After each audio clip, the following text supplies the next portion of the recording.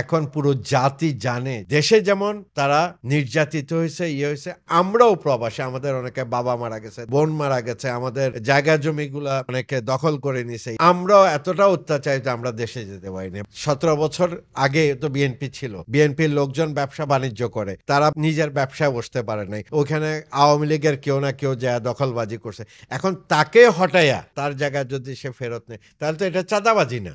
সর্বদলীয়ভাবে ফ্রান্সের এই ঐতিহাসিক রিপাবলিক চত্বর থেকে আমি ওনাকে মাদার অফ ডেমোক্রেসি প্রথম ঘোষণা করি। বিএনপি করবে আবার অন্যায়ের সাথে আপোষ করবে, অন্যায় করবে, তাকে বিএনপি কখনো প্রশ্রয় দেয়নি এবং দেবে না। 5 আগস্ট পরবর্তী বাংলাদেশে প্রায় 8 মাস অতিবাহিত হয়েছে। সামাজিক যোগাযোগ মাধ্যম বা বিভিন্ন জায়গায় দেখলে মনে হচ্ছে বিএনপিকে এক ধরনের ব্যাকডোরে ফেলে দেওয়া হচ্ছে। বিএনপি গত 16 বছর আওয়ামী দুঃশাসনের বিরুদ্ধে যে প্রতিরোধ গড়ে তুলেছিল, সেটি শুধু যে দেশে গড়েছিল তা নয়, বিদেশ থেকেও অনেকেই ভূমিকা রেখেছেন, যার মধ্যে আজকে আমি যার সাথে আছি এবং আপনাদের সামনে পরিচয় করিয়ে দিব, তিনি অগ্রণী ভূমিকা পালন করেছেন বিদেশ থেকে। বিশেষ করে ফ্রান্স বিএনপির সফল সাবেক সাধারণ সম্পাদক জনাব এম এ তাহের আজকে এক্সক্লুসিভ এই সাক্ষাৎকারে আমি আপনাদের সামনে তুলে ধরতে চেষ্টা করব কিভাবে বিএনপি ভূমিকা রেখেছে বিদেশে। জি, আপনাকে স্বাগত জানাচ্ছি। শুরুতে যে প্রশ্নটা করতে চাই যে বিএনপিকে এক ধরনের ব্যাকডোরে ফেলে দেওয়া হচ্ছে। যখন 5ই আগস্ট পরবর্তী সময় মনে হয়েছিল যে বিএনপি যদি এখনই নির্বাচন করে বিএনপি 300 আসনে ক্ষমতায় আসতে পারবে, কিন্তু এখনকার সময় মনে হচ্ছে যে বিএনপি আসলে কি ক্ষমতা আসতে পারবে কিনা এমন একটা সন্দেহ তৈরি হয়েছে, কারণ একটা শ্রেণী বা এক ধরনের লোক আসলে কাজ করতেছে। এটা নিয়ে আপনার ভাবনাটা কি? দেখুন, হাডুডু হচ্ছে বাংলাদেশের জাতীয় খেলা। আমি যদি সংক্ষিপ্ত ভাবে বলি, একজন এগুতে চাইলে 4 জনে পা ধরে টান দেয়, সেটাই স্বাভাবিক, আমাদের এটা জাতীয় অভ্যাস। আমরা ফ্রান্স থেকে 2014 নির্বাচনে বালুর ট্রাক দিয়ে যখন ওনাকে আটকে রাখা হয়, তখন ওনাকে এই সর্বদলীয়ভাবে রিপাবলিক চত্বরে ফ্রান্সের এই ঐতিহাসিক রিপাবলিক চত্বর থেকে আমি ওনাকে মাদার অফ ডেমোক্রেসি প্রথম ঘোষণা করি। এখন পুরো জাতি জানে যে বিএনপির যে অবদান, বিএনপির যে স্যাক্রিফাইস, বিএনপির উপরে যে স্টিম রোলার দেশে এবং বিদেশে চালানো হয়েছে, তার জন্যে নির্ঘাত যদি ইলেকশন দেওয়া হয় 90% বিএনপি গেইন করবে। এবং দেশের তো চক্রান্তের শেষ নাই। আমরা তো সিরাজউদ্দৌলা থেকে আমরা শুরু করে এসে চক্রান্তের শিকার হয়ে আসছি। বিএনপি ক্ষমতায় আসবে এই জন্যই এখন চক্রান্ত চলছে। এখন এইটাকে বিএনপিকে দাবানোর জন্যে, দাবিয়ে রাখার জন্যে এই চক্রান্তগুলো চলছে। এই চক্রান্তগুলো অতীতেও ছিল, বর্তমানেও আছে, ভবিষ্যতেও এটা থাকবে। দেখুন, এই যে শুধুমাত্র যে 16 বছরের যে দুঃশাসন, এই দুঃশাসন শুধুমাত্র যে বাংলাদেশে আপনারা জাতীয়তাবাদী শক্তি বলেন বা আপনাদের সমমনা দলগুলা যে সেখানে নিপীড়নের শিকার হয়েছে, নির্যাতনের শিকার হয়েছে তা নয়, বিদেশেও আপনি বলছিলেন যে অনেকে এরকম শিকার হয়েছে, এবং আমরা দেখছি যে বিদেশ থেকে আপনারা সবচেয়ে বেশি ভূমিকা রাখছিলেন, বিভিন্ন ধরনের কর্মকাণ্ড করছেন গত 16 বছর।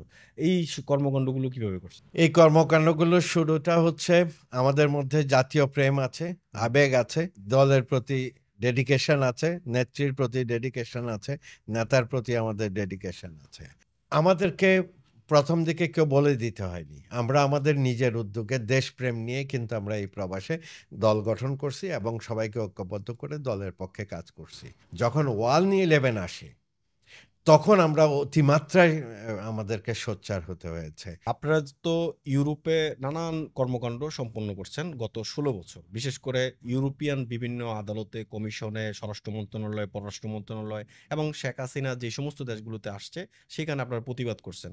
এই কাজগুলো আসলে কতটুকু সফল হইছে এই আন্দোলনে?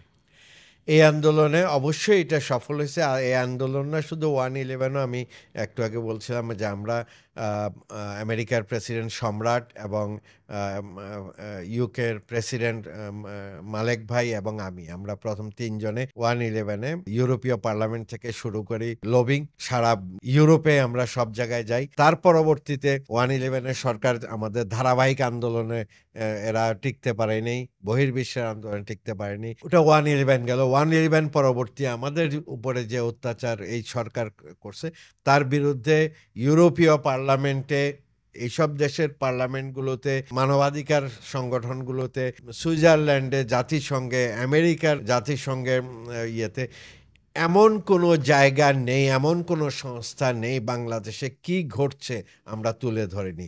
এদেশের সাংবাদিকদের সাথে ইয়ে করে। যেখানে শেখ হাসিনা আসছে সেখানে আমাদের প্রতিবাদ, প্রতিরোধ। আমরা যাযাবরের মতো যারা বিএনপি করছে, আমাদের পলিটিক্যাল ফিলোসোফার জনাব তারেক রহমান সাহেবের নেতৃত্বে এমন কোনো কাজ নাই, এমন কোনো কর্মসূচি নাই আমরা করি নাই। দেশে যেমন তারা নির্যাতিত হয়েছে, ইয়ে হয়েছে, আমরাও প্রবাসে, আমাদের অনেকে বাবা মারা গেছে, দাদা মারা গেছে, মা মারা গেছে, বোন মারা গেছে, আমাদের জায়গা জমিগুলা অনেকে দখল করে নিছে, ইয়ে করছে।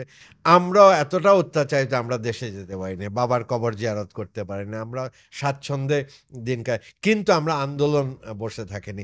এমবেসি থেকে হ্যাঁ এমবেসিতে আর্মি অ্যাটাচি আছে, আমাদেরকে দেশদ্রোহী হিসাবে দেশে আমাদের পাসপোর্টগুলো রিনিউ, আমরা এমবেসিতে যেতে পারি নাই। তো বাংলাদেশ যাওয়া তো হলো পরের কথা। তো নির্যাতিত আমরা হয়েছি, নির্যাতিত দেশ হয়েছে। এই 5ই আগস্ট এমনিতে 2-4-6 মাসের ছাত্র আন্দোলনে হয় নাই।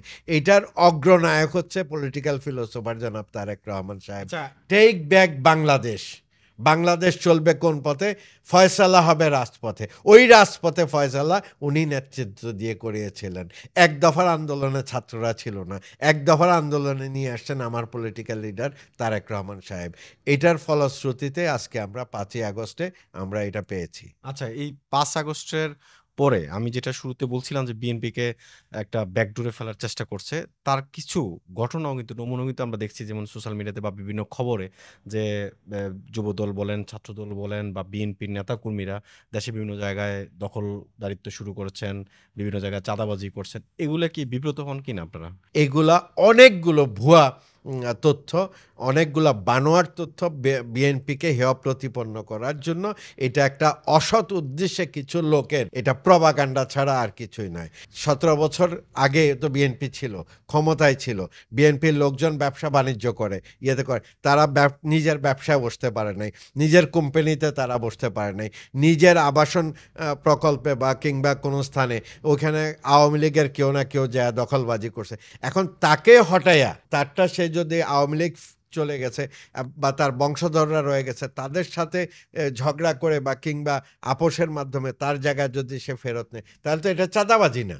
আচ্ছা, আমার সর্বশেষ প্রশ্ন, মানে আপনি এখন মনে করতেছেন যে জনগণ বিএনপির উপর আস্থা রাখতে পারে এবং বিএনপি আসলে একটা শান্তি ফিরে আসবে নাকি? 100% আস্থা আছে যে আগামী বিএনপি আসলে আবার দেশে গণতন্ত্র ফিরে আসবে। এই যে আজকে অরাজকতা চলছে, এই অরাজকতা থেকে দেশ এবং জাতি মুক্তি পাবে। দেশের অগ্রগতির সোপান এবং সূচনা শুরু হবে যদি একটা গণতান্ত্রিক উপায় রাষ্ট্রের দায়িত্বভার জনাব তারেক রহমান সাহেব এবং ম্যাডামের হাতে আসে। ইনশাল্লাহ দেশে এটা আস্থা আছে। হ্যাঁ, একেবারে টুটাফুটা কিছু যে ঘটে নাই এটা কিন্তু তা না। বিএনপি ক্ষমতায় গেলেও থাকবে, ক্ষমতার বাইরে থাকলে এটা যারা এখন বিএনপি কিছুই করছে না বর্তমানে, প্রায় 1,500-এর মতো বিএনপি নেতাকর্মীদেরকে জনাব তারেক রহমান সাহেব আজীবনের জন্য বিএনপি থেকে বহিষ্কার করা হয়েছে যারা অন্যায়ের সাথে জড়িত। এবং তিনি বারবার করে ইয়ে দিচ্ছেন যে অন্যায় করবে তাকে পুলিশের হাতে দেবে, যে চাঁদাবাজি করবে তাকে পুলিশের। বিএনপি করবে আবার অন্যায়ের সাথে আপোষ করবে, অন্যায় করবে, তাকে বিএনপি কখনো প্রশ্রয় দেয়নি এবং দেবে না। অতএব বিএনপির উপরে কেন আস্থা থাকবে না? অফকোর্স বিএনপি আসবে। এত প্রপাগান্ডার পরও হয়তো 90% পেয়ে যেত, এখন আমরা আশা করি মিনিমাম 70-75% বিএনপির পক্ষে থাকবে। এমআইবি সংবাদ ও সংবাদ সংশ্লিষ্ট অনুষ্ঠান দেখতে ভিজিট করুন www.mibtelevision.tv ও facebook.com/mibtelevision.tv এবং সাবস্ক্রাইব করুন youtube.com/mibtelevision এ। এমআইবি টেলিভিশন, সত্য খবর, সঠিক খবর।